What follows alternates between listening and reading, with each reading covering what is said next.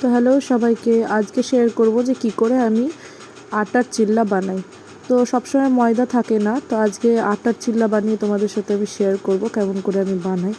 তোমরা দেখে তোমাদের আশা করি ভালো লাগবে। তো ধীরে ধীরে তোমরা দেখতে থাকো আর বলো যে কেমন লাগলো, ঠিক আছে? আর অবশ্যই আমার ভিডিওটা কমেন্ট করবে আর জানাবে যে কেমন লাগছে ভিডিওগুলো, তাহলে আমি বুঝতে পারবো।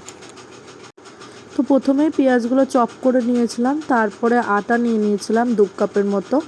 আর আটা নিয়ে পেঁয়াজগুলোতে দিয়ে তারপরে আমি 2 কোয়া রসুন এভাবে করে গ্রেট করে নিয়েছিলাম। তারপর লবণ আর হলুদ, জল আর জোয়ান দিয়েছিলাম, আজওয়ান দিয়ে ভালো করে কিন্তু ওটাকে ফেটাতে হবে, অনেকক্ষণ থেকে ওটাকে ফেটাতে হবে। আর দেখবে ফেটাতে ফেটাতে বুঝতে পারবে একটা ঠিক কনসিস্টেন্সি চলে আসবে।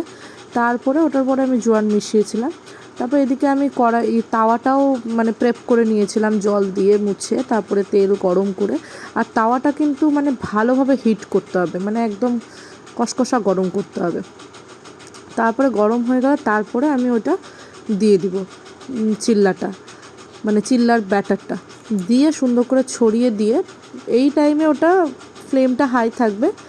তারপরে আস্তে আস্তে ফ্লেমটা তুমি কমিয়ে দিতে পারো, কমিয়ে তুমি ঢাকা দিয়ে দিতে পারো। তো আমি এখানে ফ্লেমটা হাই রেখেছিলাম, হাই করে তারপরে ঢাকা দিয়ে কমিয়ে দিয়েছিলাম। কমিয়ে দিয়ে কিছুক্ষণ ওটা ঢাকা দেওয়া ছিল, তারপরে আমি ওটাকে উল্টে নিয়েছিলাম। তো এইভাবে, যেহেতু আমার মেয়ে একটু কড়া কড়া খেতে ভালোবাসে, সেই জন্য আমি একটু বেশিক্ষণ আঁচিয়ে নিয়েছিলাম। তোমরা যদি না চাও এভাবে হালকা আঁচিয়ে তোমরা ওটাকে উল্টে দিতে পারো। দেখো কি সুন্দরভাবে হয়ে গেছে। তো এইভাবে আমি উল্টে পাল্টে জিনিসটাকে মানে সেঁকে নিচ্ছিলাম ভালো করে। আর একদম খুব কম তেলে হয়ে যায়। তোমরা যদি বাটার দিয়ে বানাতে চাও বাটার দিয়েও বানাতে পারো, আমার ছিল না, তার জন্য আমি এভাবে বানিয়েছিলাম। আর তারপরে ওদেরকে দিয়ে দিয়েছিলাম খেতে। ওরা তো খেয়ে খুবই ভালো বলেছিল। তোমরাও ট্রাই করো। এটা বেসন দিয়েও বানানো যায়, তো আমার মেয়েরা বেসন দিয়ে ভালোবাসে না, তুমি বেসন দিয়েও বানাতে পারো। আর কেমন লাগলো জানি।